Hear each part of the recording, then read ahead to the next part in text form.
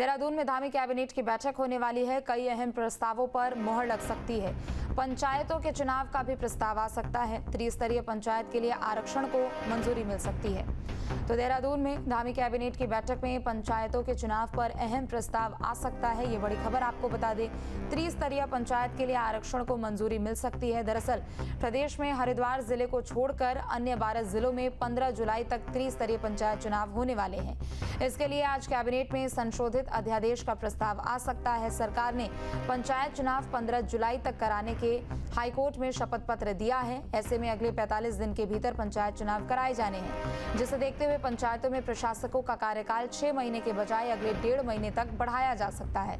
इस संशोधित अध्यादेश में स्पष्ट किया जा सकता है कि इस तिथि को चुनाव करा लिया जाएगा। तो धामी कैबिनेट की अहम बैठक होने वाली है। सुबह 11 बजे बैठक की शुरुआत होगी। बता दें कि कई अहम प्रस्तावों पर मोहर लग सकती है। इसके अलावा पंचायत चुनाव को भी लेकर कैबिनेट की ओर से प्रस्ताव आ सकता है। बता दें कि त्रिस्तरीय पंचायत के लिए आरक्षण को भी मंजूरी मिल सकती है। तो धामी कैबिनेट की अहम बैठक होने वाली है। पंचायतों के चुनाव पर अहम प्रस्ताव भी आ सकता है। इसके अलावा त्रिस्तरीय पंचायत के लिए आरक्षण को मंजूरी भी मिल सकती है। बता दें कि प्रदेश में हरिद्वार जिले को छोड़कर बाकी के जो 12 जिले हैं उनमें 15 जुलाई तक त्रिस्तरीय पंचायत चुनाव होने वाले हैं और इसके लिए आज कैबिनेट में संशोधित अध्यादेश का प्रस्ताव आ सकता है। चूंकि धामी कैबिनेट की अहम बैठक होने वाली है। बता दें कि सरकार ने पंचायत चुनाव 15 जुलाई तक कराने के हाईकोर्ट में शपथ पत्र दिया। ज्यादा जानकारी के लिए अजीत राठी हमारे साथ जुड़ चुके हैं। अजीत, धामी कैबिनेट की बड़ी बैठक आज होने वाली है। कई अहम प्रस्ताव तो हैं, लेकिन इसके अलावा त्रिस्तरीय पंचायत चुनाव से भी जुड़े हुए यहाँ प्रस्ताव आ सकते हैं।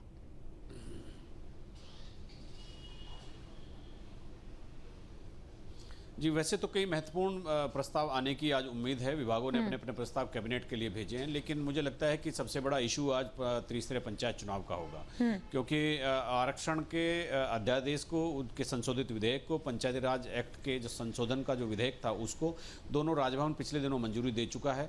और जो ये प्रशासकों का कार्यकाल बढ़ाने का एक अध्यादेश गवर्नमेंट ने राज्यपाल को भेजा था, तो राज्यपाल उसको खारिज कर चुके हैं, उसको वापस सरकार को भेज चुके हैं। चूंकि एक अध्यादेश की समयावधि केवल 6 महीने होती है और वो 6 महीने 27 तारीख को यानी 27 मई को बीत गई थी। फिर डिसकंटिन्यू होने के वजह से पुराना अध्यादेश वैसे ही विधि शून्य हो गया, तो उसका एक्सटेंशन नहीं किया जा सकता। तो सरकार तकनीकी तौर पर भी फंस गई है और हाईकोर्ट में जो उन्होंने हलफनामा दिया है कि 15 जुलाई तक चुनाव करवा लिए जाएंगे, तो वो भी एक इशू बना हुआ है सरकार के लिए। तो मुझे लगता है कि जो आरक्षण के संशोधित विधेयक को राज्यपाल ने पिछले दिनों तकरीबन 15-20 दिन पहले मंजूरी दी थी, उसका प्रस्ताव एक कैबिनेट में लाया जाएगा ताकि पंचायतों में आरक्षण की शुरुआत हो सके और आरक्षण लागू कर दिया जाए। आरक्षण लागू करने के लिए कैबिनेट में प्रस्ताव आ सकता है। दूसरा, ये भी एक चर्चा हो रही है कि सरकार आज एक टेंटेटिव कार्यक्रम भी कैबिनेट में डिस्कस कर सकती है। उसको वो डिस्क्लोज करेगी सरकार की, नहीं करेगी, ये अलग बात है।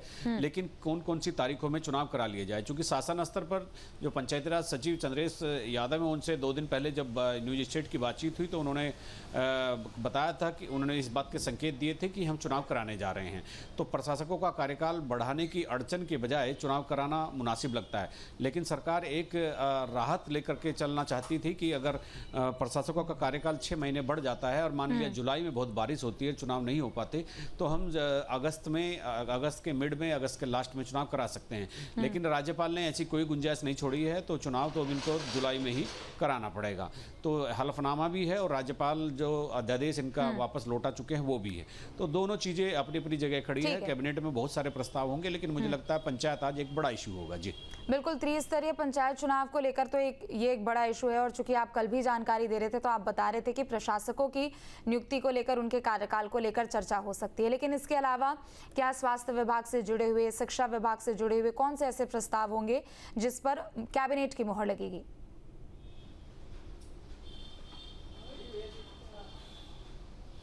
देखिए, एक पिछले कई कैबिनेट से एमएसएमई का एक प्रस्ताव लटका हुआ है, जो लघु सूक्ष्म उद्योग होता है, तो वो प्रस्ताव भी आज कैबिनेट में लाया जा सकता है। पिछली बार एक दो एजेंडे थे जिन पर कैबिनेट में चर्चा हुई थी, लेकिन उन पर एक आम सहमति नहीं बन पाई थी कैबिनेट के सहयोगियों में, तो वो भी आज उनको कुछ संशोधित करके रखा जा सकता है। एजुकेशन की पॉलिसी आ सकती है, ट्रांसफर पॉलिसी, चूंकि ट्रांसफर एक्ट तो पहले से ही है, लेकिन आज कुछ नीतियाँ तबादलों को लेकर भी आ सकती है अलग अलग विभागों के, एजुकेशन समेत। तो उसमें ये देखा जाना है कि इस बार कितने तबादले किए जा सकते हैं और कट ऑफ डेट क्या होगी। तो इस तरह से कई प्रस्ताव अभी कई विभागों के जिनकी चर्चा हो रही है, जिनकी सूचना मिल रही है। अब देखना ये होगा कि कैबिनेट में चर्चा के बाद कौन कौन से प्रस्ताव मंजूर होते हैं। बहुत शुक्रिया आपका तमाम जानकारियों के लिए। जहाँ भक्ति है हर शब्द में, कथाओं में छिपे हैं दिव्य रहस्य और ज्योतिष देता है जीवन को दिशा। धर्म से जुड़ी हर बातों को जानने के लिए हमारे चैनल स्तुति को सब्सक्राइब करें। चैनल पर जाने के लिए इस लिंक पर क्लिक करें।